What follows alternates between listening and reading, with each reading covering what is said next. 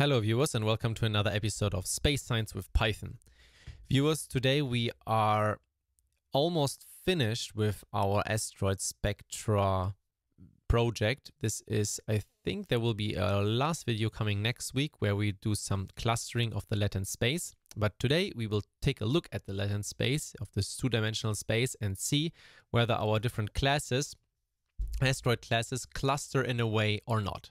So this is just a small visual inspection of what we did last time of the latent space. Last time we simply took a look at the reconstructed signal. So I would suggest to directly dive into the code. Now here you will see in the markdown that there is a hint that today's session begins at cell 10. If you click on it, nothing happens. So unfortunately, this menu pops up. Unfortunately, it does not work in Google Colab, but in JupyterLab and Jupyter Notebook, it should work. So I put up down a small HTML tag between cell 10 and 9. So if you click here, you will directly jump to cell 10. But, well, unfortunately, this does not work. So we have to scroll a little bit, but we have also to execute the code from last time. So the first cells are simply our part from last time, where we create our autoencoder, where we read in the data. Did I miss something? No, the shuffle split. We have here the scaling. We built here our autoencoder. And then afterwards, we are also training our model, which should be quite fast. I think it was only 30 epochs or so.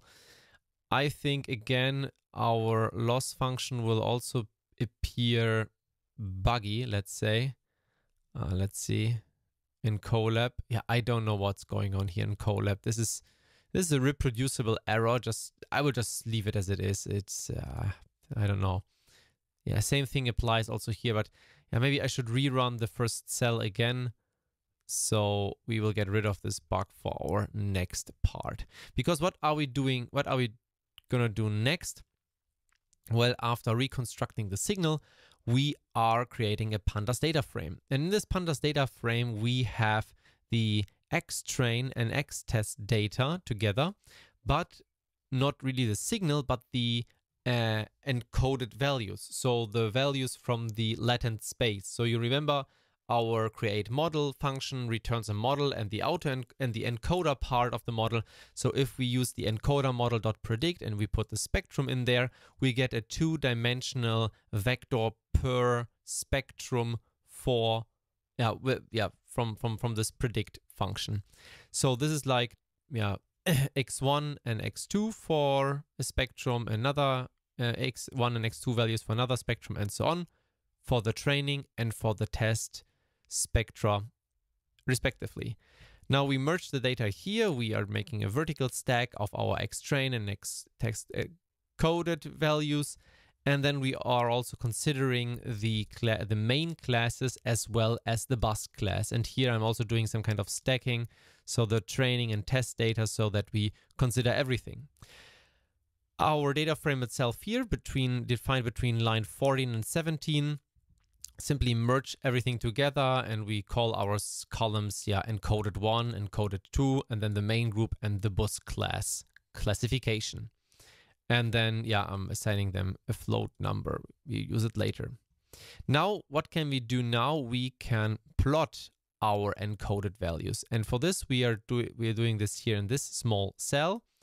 What we do is we are assigning for the main group different colors. So let's say the other class is white, the S class should be orange, the C class should be green, and the X class should be blue.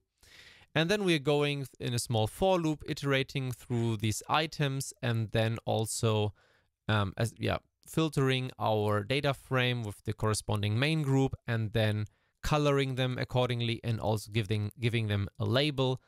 Some X and Y label, putting a legend in there, and then plotting our encoded space. So there's a small error. What's the issue? Encoded df. Yeah, I should run the cell first, of course. And now it should run. Yeah, perfect.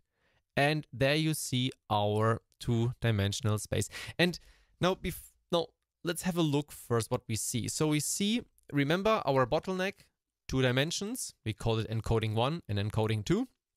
And these values are shown here. So each dot represents a spectrum, an asteroid spectrum, but not really the spectrum, but this 2-dimensional representation in low dimensions, so in Latin space. And the colors, again, the white are the others. S class is the orange blob here, C class is here, and the X class are the blue ones. And now think, first of all, you see these values are quite separated. They appear to cluster in a way. I mean, white is now more like, let's call it background noise, maybe in a higher dimensional space. It also becomes some kind of blob. We have here our orange region, we have our green region and blue region. And this is really remarkable considering that we are compressing our spectra into 2 dimensions.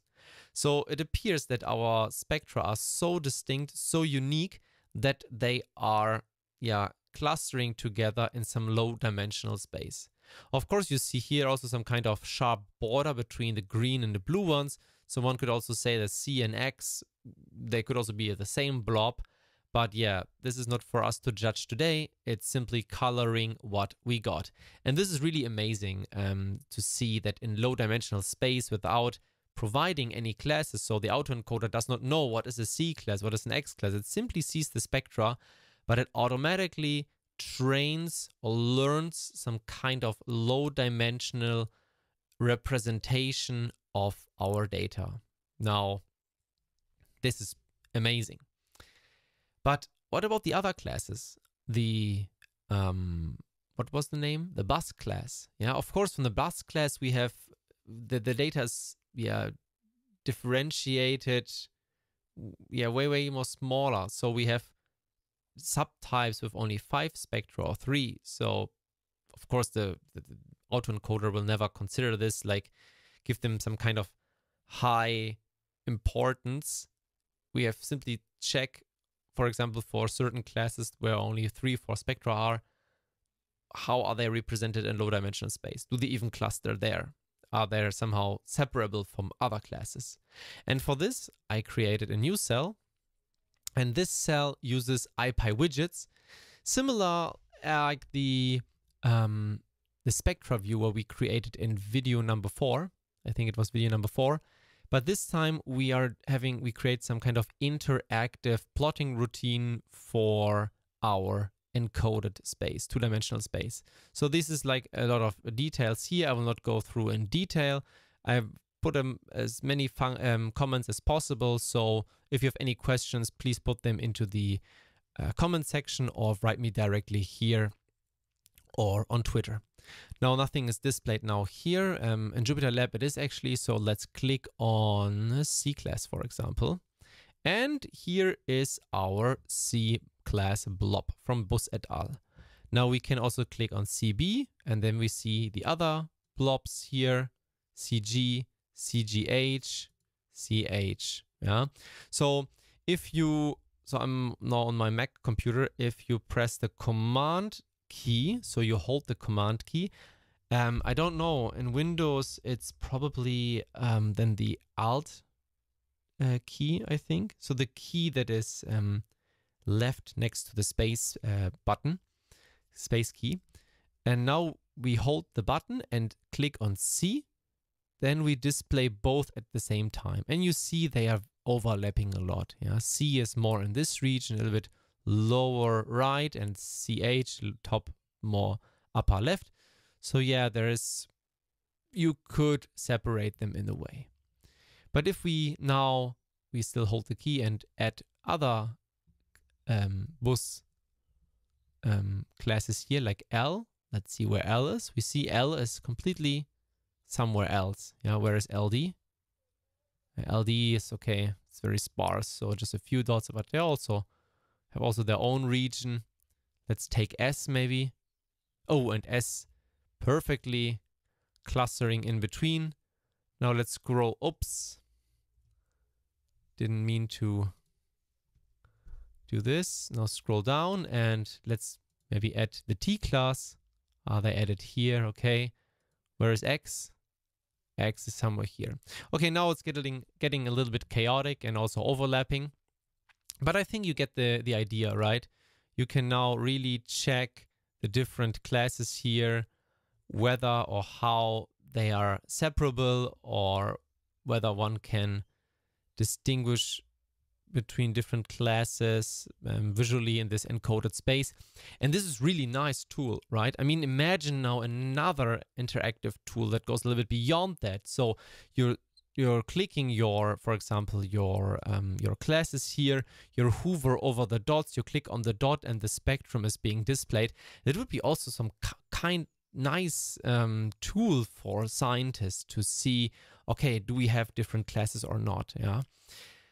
Of course, the next step would be also to cluster these clusters, not visually like we see it here, like, yeah, this is a cluster, this is a cluster, and so on, but clustering them from a data scientific point of view. And this we will do in our next video, in number 13. And with number 13, we will conclude our asteroid spectra project. And there we will use the latent space and scikit-learn to cluster the data and see how many clusters are there, yeah, from a data scientific view. So not with any bias, like we say, oh cool, we know there are 8, 9, 10 classes. No, we do it from a data scientific view. We will, for this purpose, we will use Gaussian mixture model, and then afterwards we will also verify whether the distributions are Gaussians or not, or let's say more or less Gaussian or not. And we will also not do this in 2-dimensional space, which is quite unfortunate because you can plot it here quite nicely. But we will use a higher dimensional space to also improve the possible clustering performance. Okay, I hope you enjoyed today's video and today's session. Maybe this is for you of interest, this kind of interactive thingy that can be used in Jupyter Notebooks, in Jupyter Lab, or also in Google Colab. So feel free to use the code to adapt it a little bit for your purposes. You can also now create another selector to choose between the main group and bus group, for example. Also to filter out training and test data, or even let's do this in 3D. Yeah, so feel free to play around a little bit until next week, so you have some time to play around a little bit. And as always, if you have any questions, read out here in the comments directly to me or on Twitter. All information are provided in the description of this video. Okay, thank you very much. Take care and talk to you next week.